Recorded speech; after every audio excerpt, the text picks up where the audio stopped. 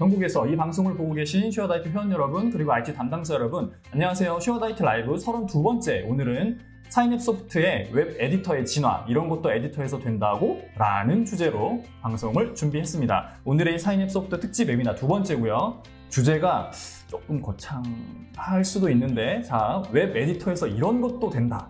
되게 궁금합니다. 이 사인앱 에디터 같은 경우에는 저희 슈어다이트 사이트에도 적용이 돼 있어요. 슈어다이트에서 댓글을 남기시거나 아니면 글을 쓰시거나 하실 때 사용하는 에디터, 그게 사인앱 에디터거든요. 그래서 오늘 사인앱 에디터의 팀장님을 모시고 한번 이야기를 들어보도록 하겠습니다. 방송을 진행하기 앞서서 오늘 발표를 진행해 주실 사인앱 소프트의 권종표 팀장님을 소개하겠습니다. 박수 부탁드립니다.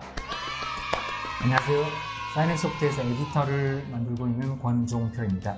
네, 팀장님. 반갑습니다. 네, 반갑습니다. 오늘 발표 잘 부탁드립니다. 네, 오늘 웹 에디터의 진화라는 주제로 사인앱 에디터에 대해서 소개를 좀 드릴 예정입니다. 네. 지금까지의 웹 에디터, 그리고 저희 에디터에 대한 소개, 그리고 향후에 어떻게 발전해 나갔으면 하는지, 그런 주제로 간단하게 설명을 드릴 예정입니다. 네네. 네. 혹시 이거 보셨나요? 네, 왼쪽에 있는 화면. 익숙하실 것 같은데요? 이게 인터넷의 역사 같네요. 그렇죠. 이게 익숙하신 분들은 나이대가 아마 저랑 비슷하시거나 그러실 것 같아요. 네, 알겠습니다. 네, 2000년도에 엠파스 화면을 저희가 캡처한 거예요. 와. 이 당시에 웹이라는 게 자바스크립트 일부, 그다음에 HTML, CSS 이런 것들만 구성이 돼 있었어요. 지금도 크게 다르지 않지 않나요? 지금도 이게 그렇잖아요. 굉장히 웹 테크놀로지가 급격히 발달을 해서 최근에는 오른쪽에 보시는 화면 혹시 써보셨는지 모르겠는데 HTML5? 네, 네이버 오피스에 가시면 네이버에 가시면 오피스, 네이버 오피스라고 해서 웹브라우저 기반으로 오피스를 구현해놓은 서비스를 하고 있어요. 네, 알고 있어요. 네, 저희가 10년 전부터 개발해서 네이버하고 같이 서비스를 하고 있는 서비스고요. 그게 사인앱 소프트에서 만든 거예요? 네, 저희가 개발해서 서비스를 하고 있는 거고 그 중에서 이제 파워포인트에 해당하는 슬라이드 화면을 저희가 캡처를 해봤는데요. 웹 기술만 가지고도 파워포인트에서 할 수 있는 그런 기능들을 지금은 충분히 구현할 수 있는 그만큼 많은 기술적인 변화가 있어 왔습니다. 몰랐네요. 제가 알고 있는 웹 에디터 종류들만 좀 추려봤어요. 이게 다가 아니고 훨씬 더 많습니다. 훨씬 더 많은데. 폴라리스. 대표적인 에디터, 국내 제품도 있고 해외 제품도 있고 아마 눈에 익숙하신 제품들이 좀 있으실 거예요. 진짜 많네요, 에디터가. 예전에 네이버에서 스마트 에디터라는 제품을 만들어서 오픈소스화해서 공급을 했었어요. 다음 에디터도 그렇고. 근데 이제 그게 그 버전 때 한 번 하고 지금 네이버 블로그 같은 데 들어가면은 꽤 좋은 에디터들이 붙어 있는데 걔들은 공개를 안 하고 있어요. 네이버 포스트 그런 에디터 말씀하시죠? 그렇죠, 그렇죠. 그게 예전에 사용하던 버전은 오픈소스로 공개를 했었어요. 그 외에 보면은 뭐 태그프리라든가 크로스 에디터, 대표적인 에디터, 텍스트 파이버 에디터 이런 게 국내에서 판매되고 있는 상용 제품들이고요. 글로벌하게는 제일 유명한 것들이 뭐 CK 에디터, 그리고 타이니 MC 이거 있을 텐데. 그런 에디터들이 가장 유명한 제품들입니다. 그래서 아마 이 중에 어떤 것들을 사용하고 계실 건데 제가 이제 에디터가 사실 별 인터페이스라는 게 없어요. 보면 상단에 툴바들이 이렇게 나오고 하단에 뭐 이제 편집하는 영역이 나오는데 거의 다 비슷하게 생긴 것 같아요. 그렇죠. 툴바들을 제가 쫙 모아놨는데 이름을 안 써놨기 때문에 어느 제품이신지는 모를 건데 제일 위에 있는 게 다 옛날 거인 것 같은데요? 그죠. 이게 스타일이 그래도 딱 봐도 뭔가 조금 올드해 보이죠. 그런 거 같네요. 근데 이제 지금 이게 판매되고 있는 국내 상용 제품들의 디자인 스킨들이에요. 반면 오른쪽 하단에 제일 밑에 거는 요거는 네이버. 이거 네이버 포스트 쓸 때 에디터. 맞아요. 아무래도 조금 세련돼 보이긴 하죠. 디자인은 좀 문외한이긴 하지만 그래도 좀 나아 보이긴 합니다. 그리고 위에 있는 것들이 글로벌 상용 제품들이에요. 아무래도 이게 이제 뭐 머티리얼 디자인이라고 부르기도 하고 뭐 그러는 것 같아요. 뭐 전문가분들 계시면 이제 잘 아실 텐데 좀 심플한 아이콘들의 정제된 어떤 화면들을 보여주고 UX도 좀 많이 틀려요. 예전에 마우스 오른쪽 키 눌러서 뭐 삽입 뭐 이렇게 쭉 컨텍스트 메뉴를 기반으로 한 어떤 편집을 했다면 최근에는 좀 세련된 UX들을 많이 보여주고 있어요. 그래서 아마 상용 제품을 쓰고 계시다면 여기 있는 이런 제품들 중에 하나, 오픈소스나 해외 제품을 쓰고 계시다면 이런 제품들 중에 하나를 쓰고 계실 것 같아요. 이런 제품들 쓰고 계신 업체들이 굉장히 많은데 저희가 이제 제품 개발하기 전에도 그렇고 개발 후에도 그렇고 이제 인터뷰들을 쭉 하면서 실제로 에디터를 쓰면서 어떤 부분들이 제일 불편했는지 이런 것들을 좀 여쭤봤어요. 와. 저희가 전문적으로 설문조사에 의뢰해서 이렇게 뽑은 건 아니니까 수치에 그건 있을 수 있는데 되게 놀랍네요 진짜. 그쵸? 와. 이것만 딱 보면 복사 붙여넣기만 잘하면 에디터 마음껏 쓸 수 있겠다. 오, 좋다. 네. 충분하다.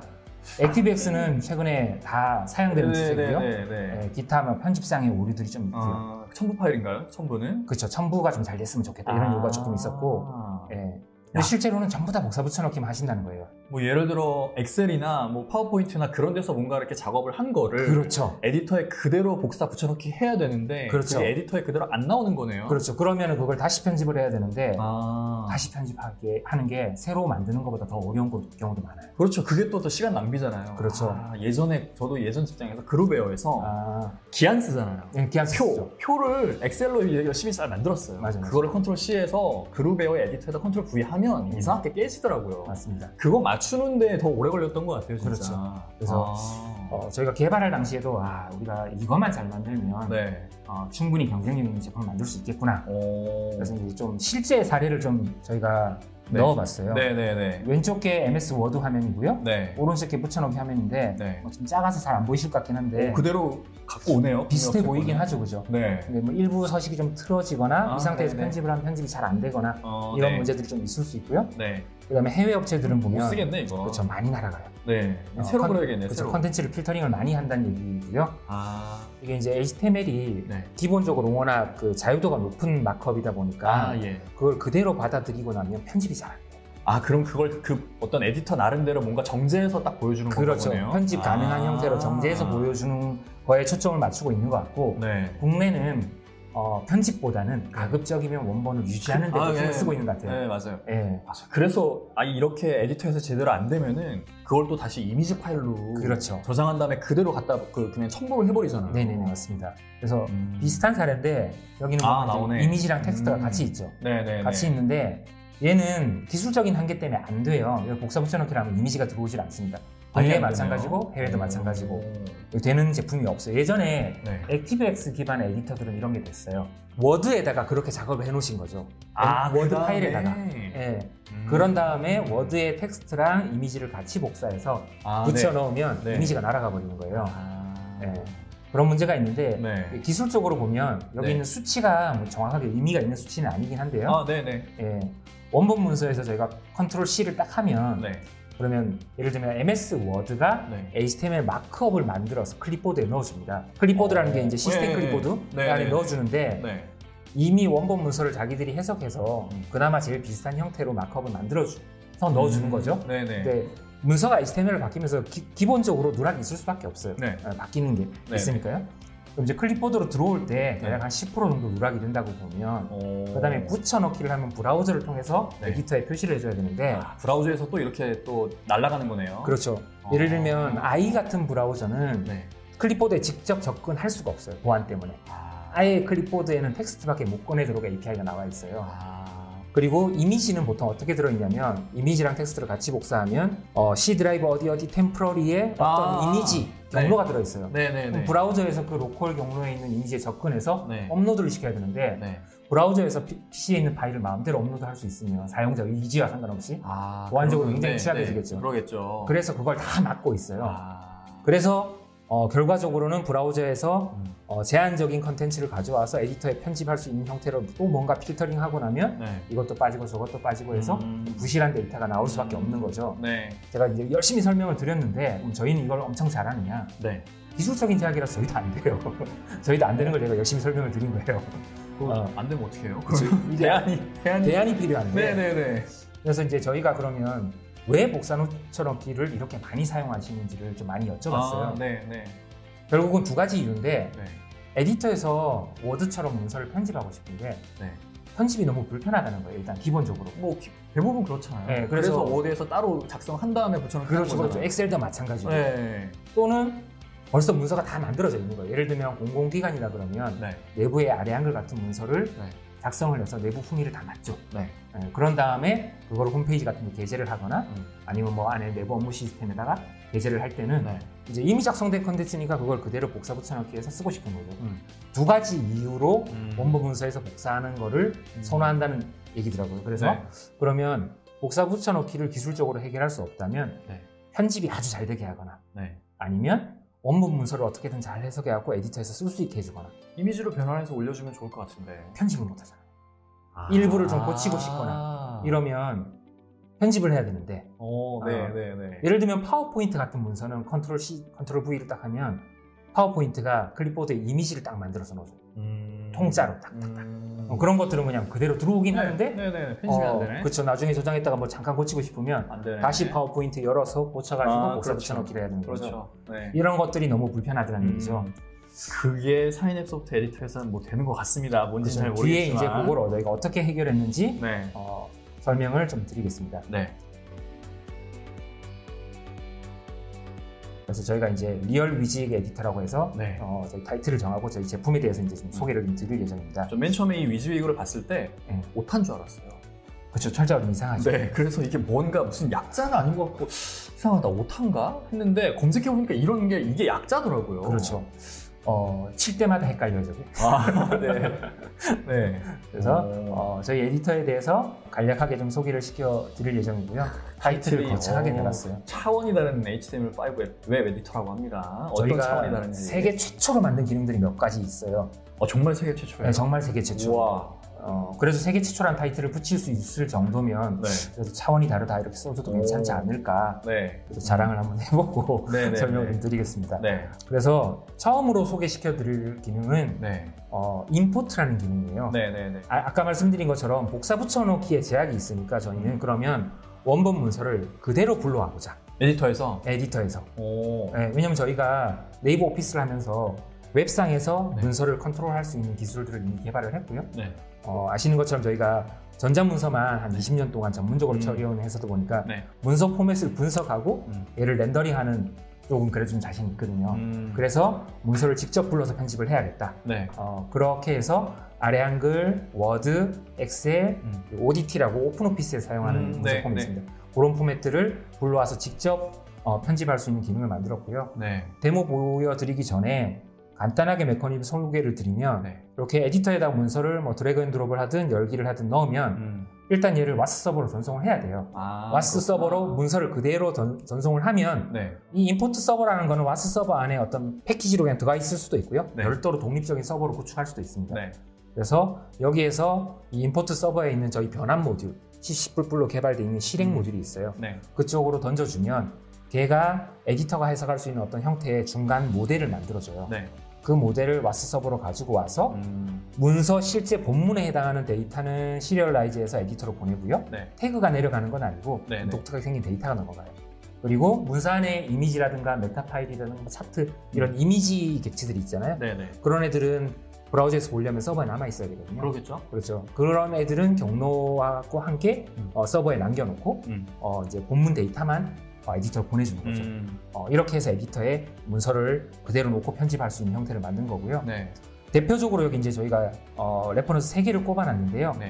대우조선해양 같은 경우에는 표준관리 시스템이라고 사내 표준 문서들이 뭐 수만 건, 수십만 건 있는 것 같아요. 그게 이제 뭐 선박 만드는 데니까 얼마나 많겠어요? 많겠죠. 그거를 자동화 시스템을 통해 갖고 애들이 몇십만 건을 전부 다 임포트를 다 한 거예요. 언제든지 바로 이 에디터에서 편집할 수 있게요? 요즘에 뭐 RPA 같은 솔루션 많잖아요. 네네네. 그걸 이용해 갖고 에디터에다가 임포트를 다 시킨 거예요.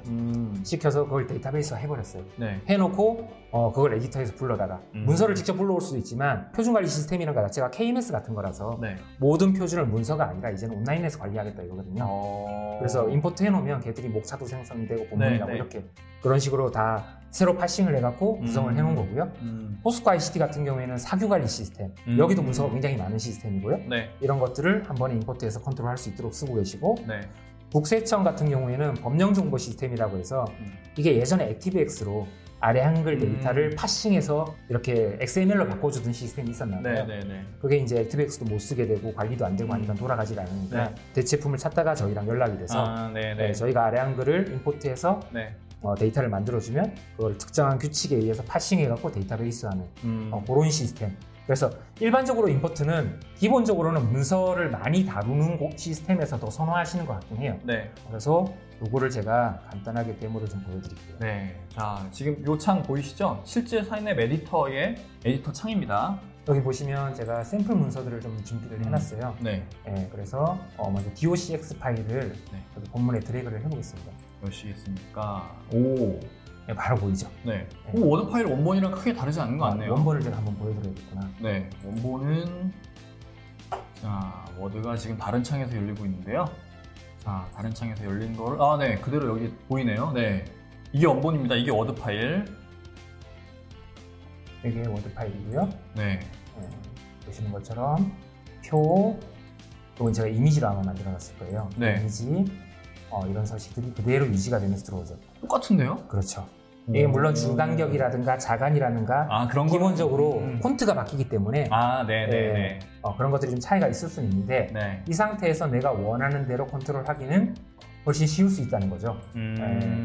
그래서 여기 이제 워드 파일을 제가 임포트해서 보여드린 거고요. 네. 예를 들면 이제 일반 문서 저희가 사이트에서 받은 것들일 거예요. 고객사에서 받은 것들도 있고요. 네. 오. 이것도 한번 열어봐 드려야 되는데. 네. 한글은 표가 관건일 것 같아요. 표가 얼마만큼 그대로 잘 임포트가 되느냐. 자, 지금 열리고 있습니다. 다른 창에서 열리고 있고요. 네, 보이시죠? 이 공공기관에서 역시 네, 공공기관에서 만든 것 같은 문서. 그죠? 네, 네. 저 표. 네, 표. 이런 표들. 네. 그래서 보시면 복잡한 표하고 이미지 이런 것들이 그대로 들어와 있네요. 이렇게. 이거를 복사해서 처리를 하시려면 시간이 저희 마케팅 팀에서 이런 문서를 복사해서 편집하는 거랑 임포트해서 수정하는 거랑 비교를 잠깐 해봤어요. 능숙한 사람들이. 네. 한 10배씩 차이가 나요. 시간이, 소요 시간이. 그렇겠죠. 네. 그래서 이런 임포트 기능을 제공하고 있고요. 네. 엑셀 문서도 하나 보여드릴게요. 네. 자동 영역 선택을 하면 데이터가 있는 영역을 저희가 기본적으로는 자동으로 찾아줘요. 물론 거기만. 이제 저 끝까지 확장되어 있는 문서들이 있긴 해요. 네. 그런 경우를 제외하고는 찾아주고요. 엑셀 문서를 열면 저희가 기능 비교표 간단하게 만들었던 건데요. 네. 자, 원본 엑셀이랑 비교해보면 셀에 색깔 표시되어 있는 것도 그대로 다 가져오네요. 네. 여기 보시면 뒤에 따로 기능을 소개시켜 드릴 텐데 여기 보면은 count if라고 함수가 들어가 있죠. 보시면 표시가 여기에 count if라고 함수가 들어있어요. 함수도 그대로 가져오네요. 네, 저희 한 250여 개 함수를 지원하고 있는데 요거에 대한 설명은 뒤에 조금 드릴게요. 그럼 여기서 예를 들어 에디터에서 뭔가 숫자로 된 엑셀 파일을 가져왔어요. 네네. 이 에디터에서 숫자를 고치면 여기에 합계가 적용이 되겠네요. 그렇죠. 예를 들면 여기에서 제가 기호를 다시로 바꾸고 이동을 하면 숫자가 34로 줄었다. 네. 와, 에디터에서 이런 거 처음 봤어요. 에디터에서 가능하도록 구현을 해놓은 상태고요. 요거 이제 쓰는 거는 뒤에 조금 더 설명을 드리겠습니다. 네네. 다시 자료로 좀 넘어가세요. 네. 이야, 신기하네. 임포트 기능에 대해서 설명을 조금 드렸고요.